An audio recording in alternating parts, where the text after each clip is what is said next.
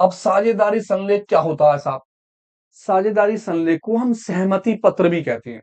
सहमति, मेरी और उसकी दूसरे पार्टनर्स की आपस में क्या सहमति हो गई, हम दोनों ने आपस में क्या क्या बातें तय कर ली। जो भी बातें मैं और मेरा पार्टनर्स आपस में तय कर लेता, हम उसे सहमति कहते हैं। मैंने कहा हाँ मेरी सहमति है, इस काम को कर लो, हम उसे साझेदारी संलेख कहते हैं। इंग्लिश में इसे हम पार्टनरशिप डीड कहते हैं, यानी आपस में एग्रीमेंट हो गया हम दोनों का। अब ये एग्रीमेंट क्या होता है, आप पढ़ रहे हैं। साझेदारी फर्म साझेदारों के मध्य हुए समझौते का परिणाम है। यानी कि हम आपस में जो दोनों साझेदार होते हैं, पार्टनर्स ए और पार्टनर्स बी, आपस में जो भी क्या कर लें, समझौता कर लेते हैं। इस समझौते की जो भी बातें निकल कर आती हैं उसे हम बोलते हैं क्या, साझेदारी संलेख। क्या कहता है, ये मौखिक अथवा लिखित, ये मौखिक भी हो सकती है। भाई आपका दोस्त है, कोई बहुत अच्छा दोस्त है, आपका बिजनेस बहुत अच्छा साथ में रहता है, वो आपने उसके साथ अपना व्यापार कर लिया, आप ऐसे ही तय कर सकते हैं, वो भी मानी जाएगी। आप चाहे तो उसे लिखवा, लीगल नोटिस में आप उसे लिखवा सकते हैं कोर्ट जाकर, वो भी माना जाएगा। मतलब ये हुआ कि साझेदारी संलेख जो है वो लिखित भी हो सकता है और मौखिक भी। अब यहां से बहुविकल्प चालू हो जाता, क्या साझेदारी संलेख लिखित होता है?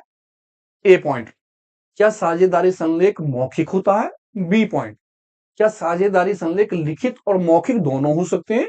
C point. डी पॉइंट, इनमें से कोई भी नहीं। तो क्या निकला आपका, साझेदारी संलेख मौखिक भी हो सकता है और लिखित भी। इसलिए लिखित समझौते को साझेदारी संलेख कहते हैं। अब ध्यान से एक चीज और, यह समझौता लिखित में होना ही उचित रहता है। अब लिखित में होना क्यों उचित रहता है भैया? अगर आप साझेदारी संलेख को लिखवा लोगे तो वो सबसे बेटर रहता है। सबसे अच्छा क्यों होता है? ताकि आपस के मध्य में कोई विवाद ना हो। यानी दोनों पार्टनर्स आपस में अगर बाय द वे किसी वजह से मनमुटाव हो जा, उनमें लड़ाई झगड़ा हो जाए या कोई वैसी बात हो जाए, उससे उन दोनों के दिलों में कोई फर्क ना पड़े। अगर आपकी बात वो लिखित में ना होगी तो दूसरा आदमी कुछ कह रहा है, आप कुछ कह रहे हो, अलग अलग बात हो सकती है, गुस्से में कोई भी कुछ कह सकता है। लेकिन अगर वो बात लिखित में होगी, समझौते में लिखा हुआ होगा, तो वो साझेदारी संलेख लिखित में होना चाहिए। पढ़ ले रहे हैं पूरी बात।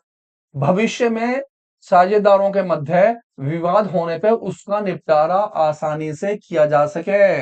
यानी कि अगर आपस में कोई मनमुटाव हो गया है तो हम साझेदारी संलेख निकालें और आपस में मनमुटाव को दूर कर लें।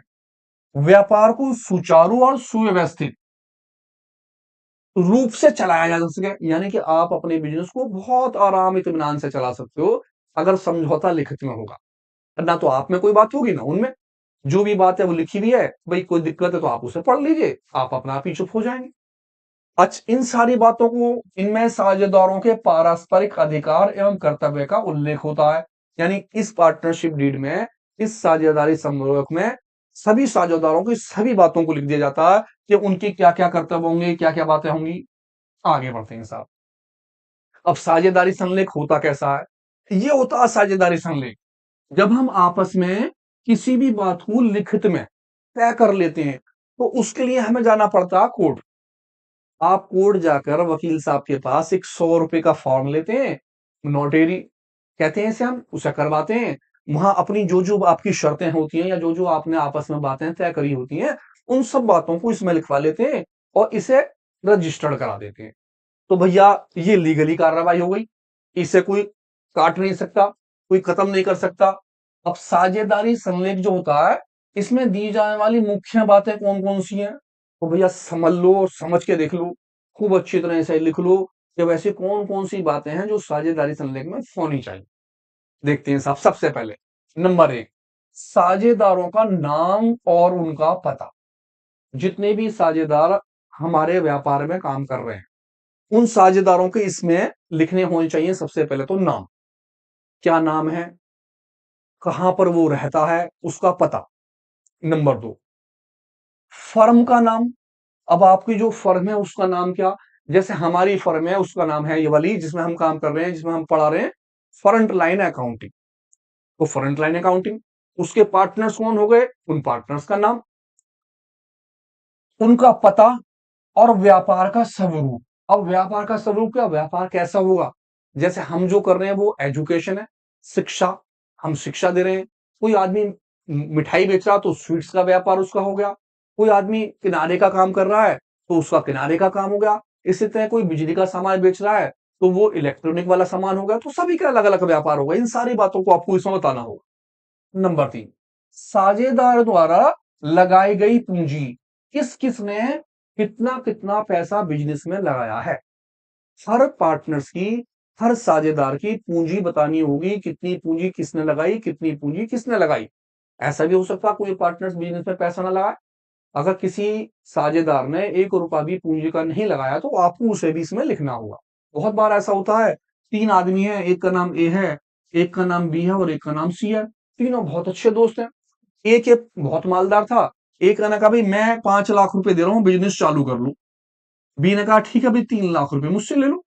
सी ने कहा भैया मैं तो बहुत गरीब हूं, मेरे पास तो कुछ है नहीं, मैं तुम्हारे साथ अपने बिजनेस में लग सकता हूँ, मैं सारा टाइम दे सकता हूँ। इन्होंने कहा ठीक है यार, अच्छे दोस्त हैं, भाड़ा में गया पैसा वैसा, तीनों मिल जाते हैं। तो एक ने 5 लाख लगाया, एक ने 3 लाख लगाया, एक ने कुछ नहीं लगाया। अब तीनों चारों मिलकर काम कर रहे हैं। क्यों? क्योंकि आपस में मेल मिलाव अच्छा है। तो ऐसा भी होता, हो सकता है उस आदमी के पास अच्छी नॉलेज हो काम करने की, हमने उसे अपने साथ जोड़ लिया कि भैया पैसा हमारा लग रहा है, तू इसे काम कर, तुझे इस चीज की नॉलेज है, तू हिस्सा ले ली। ऐसा भी हो जाता है। तो ये सारी बातें साझेदारी संलेख में लिखी जाती हैं। आ जाते हैं नंबर 4, कोई भी साझेदार फर्म को ऋण दे सकता है। जैसे अभी हमने पढ़ा, कोई भी साझेदार, अगर आप तय कर लो कि हाँ भी साझेदार फर्म को ऋण दे सकता है तो दे सकता है, नहीं तो नहीं। अगर उन्होंने कहा नहीं भाई कोई भी साझेदार ऋण नहीं देगा, किसी तीसरे से लिया जाएगा पैसा, हो सकता है। क्यों? क्योंकि अगर साझेदार ऋण देगा या बाहर वाला ऋण दे, कोई भी ऋण दे, अगर साझेदार देगा तब भी 6% ना तय करने पे, बाहर वाला देगा तब भी 6% ना तय करने पे, लेकिन बाहर वाला देगा तो हम उससे तय कर सकते हैं। तो ये बात आप साझेदारी संलेख में लिख दें, क्या क्या कोई साझेदार ऋण दे सकता है या वो नहीं दे सकता। अगर दे सकता है तो उस पर ब्याज कितना होगा, उसका ब्याज का रेट क्या चलेगा, क्योंकि आप जानते हो जब तय ना करा गया हो तो कितना परसेंट, 6%। अभी हमने पीछे पढ़ा कि 6% ब्याज। और भैया अगर तय कर रखा होगा तो जो भी तय कर लूंगा। ये सारी बातें किसकी हो गई? साझेदारी संलेख की। आगे आ जाते हैं। उम्मीद है यहां तक की बात आपकी समझ में आई होगी। पॉइंटों को लिखते रहिए, बार बार याद करते रहिए। यही पॉइंट बार बार बार बार क्वेश्चन आपके आ रहे हैं, आपने देखे होंगे पिछले साल। अगला पॉइंट क्या है हमारा? नंबर 5, यदि साझेदारों की पूंजी पर ब्याज दिया जाएगा तो फिर ब्याज की दर क्या होगी।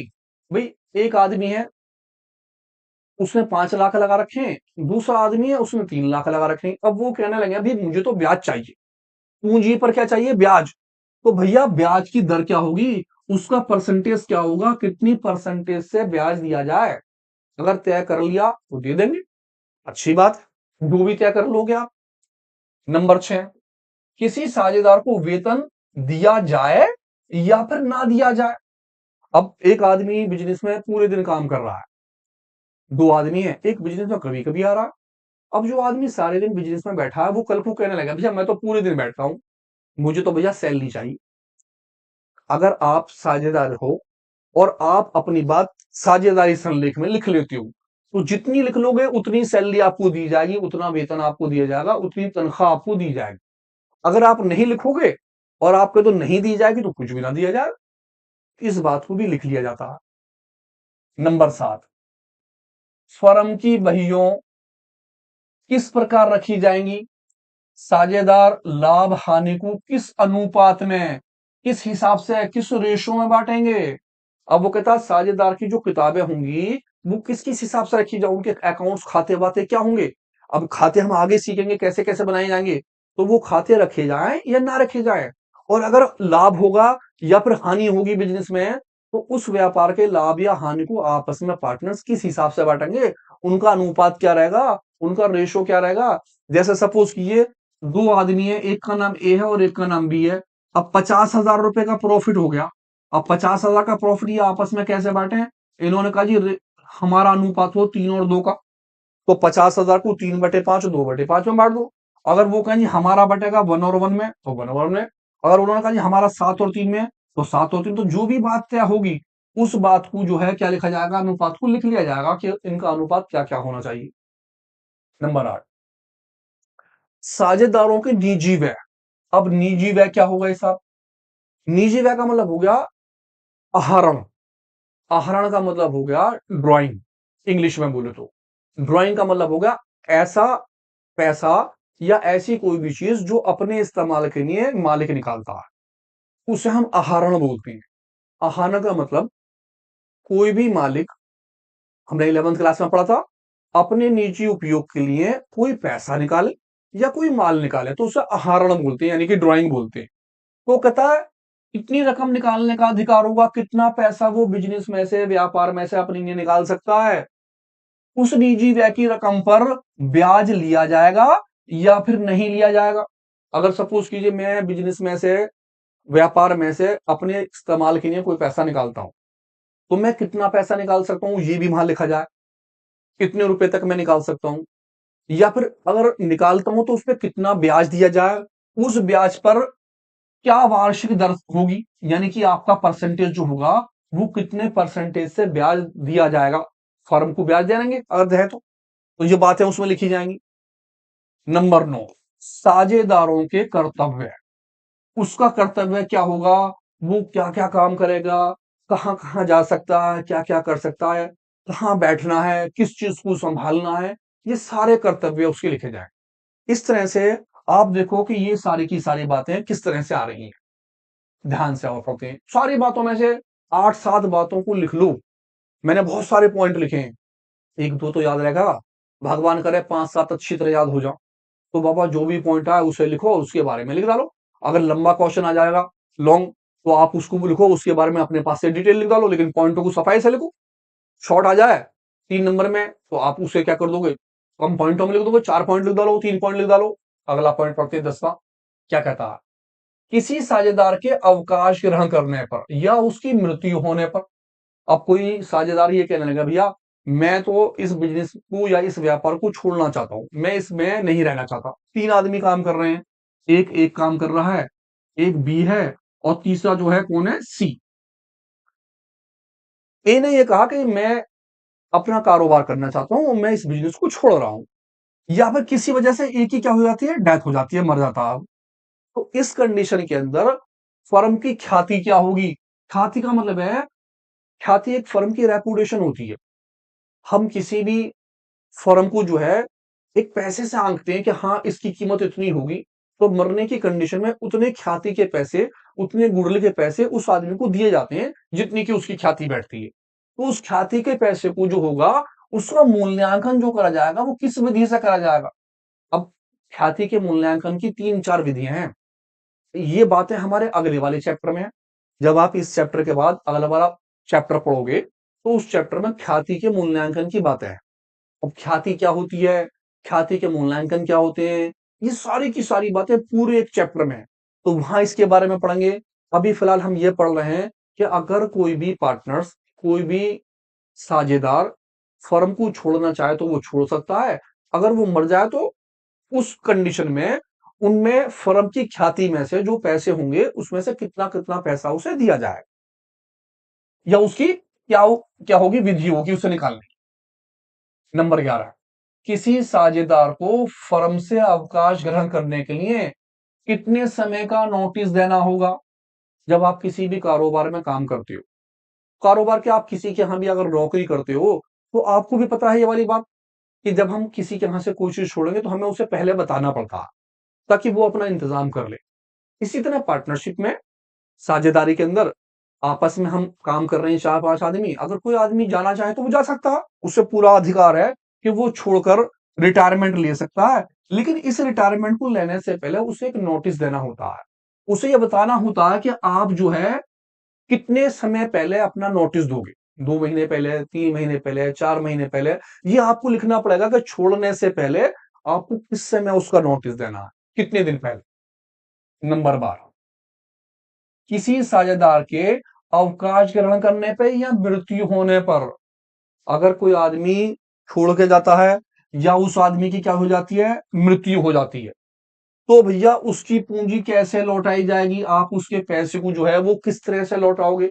सभी हाथ के हाथ दोगे सारा पैसा जब वो मर गया, या फिर आप कुछ टाइम के बाद दोगे, अगर दोगे तो उसे कितना ब्याज दोगे, या किस तरह से पैसा उसका लौटाया जाएगा, ये सारी बातें लिखित होनी चाहिए। नंबर 13, किन अवस्थाओं में फर्म का अंत किया जा सकता है? आप फर्म को खत्म कर सकते हो, यानी कि फर्म समाप्त हो जाती है। हम इसे क्या कहते हैं? विंगडन ऑफ फर्म, या कहते हैं डिसोल्यूशन ऑफ पार्टनरशिप फर्म। हो सकता है खत्म, लेकिन कौन सी परिस्थितियां होंगी, वो परिस्थिति आपको लिखनी होगी। नेक्स्ट, फर्म के बैंक खातों को संचालन करने का अधिकार किन साझेदारों को होगा? भाई कभी कभी क्या होता है, हमारा बैंक में किसी एक आदमी का साइन होता है, तो हमारा 3 आदमी है, सपोज कीजिए बिजनेस में, बैंक में किसी एक आदमी के साइन चल रहे हैं, या 2 आदमी के साइन चल रहे हैं, या 3 आदमी के साइन चल रहे हैं, तो आपको ये बताना होगा कि आपका जो बैंक है, उस बैंक का संचालन वो कौन कौन से साझेदार करेंगे, उसमें उसका नाम खुलना होता है आपका। नंबर 15, फर्म के समापन पर, जब फर्म खत्म होगी तो उसके समापन पर निपटाने की विधि क्या होगी? किसके निपटाने की? हिसाब किताब के, कि आपका हिसाब किताब किस तरीके से करा जाएगा, पार्टनर्स को उसका पैसा किस तरह से दिया जाएगा, थर्ड पार्टी को पैसा कैसे दिया जाएगा, सारी बात। नंबर 16, आप भी सोचे होंगे इतने सारे पॉइंट हो गए 16, मैंने इसी बार इतने सारे पॉइंट लिए कि कुछ पॉइंट तो आपके समझ में आएंगे, जितने पॉइंट आपके समझ में आ जाए उतने लिख जाइए, जरूरी नहीं है सारे याद करने हैं, थोड़े बहुत 5 7 8 पॉइंट भी आपने कर लिए तो बहुत है। ध्यान से समझिए, बस ये समझ लीजिए कि आप अपना एक बिजनेस कर रहे हैं, आपका एक व्यापार है, और इस बिजनेस में आपको कौन कौन सी बातें ध्यान रखनी है। जैसे कि साझेदारों के मध्य अगर कोई विवाद हो जाता है, अगर कोई आपस में मनमुटाव हो जाता है, कोई लड़ाई हो जाती है, कोई झगड़ा हो जाता है, तो उसे निपटारा कैसे किया जाए? यानी अगर आपस में किसी बात पे वो होता है लड़ाई झगड़ा, तो कहां पर कौन सा न्यायालय होगा, कौन सी जगह होगी, क्या होगा, किस तरह से हम इसे कर सकते हैं। इस तरह से ये आपकी बातें पहुंचती हैं साहब। आ जाते हैं अगले पॉइंट के ऊपर, बहुत प्यारा पॉइंट है, ध्यान से इस पॉइंट को देखिए। क्या कहता है? कहता है साझेदारी संलेख का महत्व। साझेदारी संलेख का क्या महत्व है? भैया इतनी सारी बातें हमने देखी, इतनी सारी बातें हमने सुनी और समझी, तो आपको क्या लगा इसमें से कि यार साझेदारी संलेख लिखना बेहतर है या फिर मौखिक? यानी आप उसे लिख लो तो वो ज्यादा अच्छा रहेगा, या फिर मौखिक में चलेगा? तो आपने देखा यार लिखित बहुत अच्छी बात है, क्योंकि लिखा रहेगा तो इन सारी बातों में आपस में झगड़ा तो ना होगा। तो सबसे ज्यादा महत्व तो यही है कि साझेदारी संलेख में अगर लिख लिया जाएगा तो लड़ाई झगड़ा खत्म हो जाएगा। पढ़ रहे हैं, देखो इसके अंदर, साझेदारी का जन्म समझौतों से ही होता है। यानी आप आपस में जो बातें तय कर लेते हैं वही तो साझेदारी हो गई। नहीं तो अकेला आदमी तो खूब चला रहा बिजनेस, दो का मतलब आपस में समझौता कर लेना। साझेदारी संलेख एक लिखित समझौता है। अगर आप किसी बात को लिखित में तय कर लेते हो तो भैया वही तो मेन समझौता है। क्या कहता है?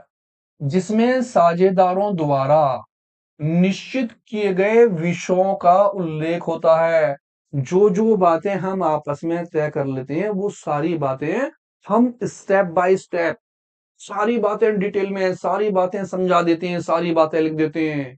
जैसे कि मैं अगर फर्म छोड़ना चाहूंगा तो कितने पैसे ले सकता हूं, कब ले सकता हूं, किस हिसाब से पैसे मिलेंगे, ब्याज मिलेगा नहीं मिलेगा, सैलरी मिलेगी नहीं मिलेगी, जो भी बातें हैं सारी बातें तय कर लेते हैं।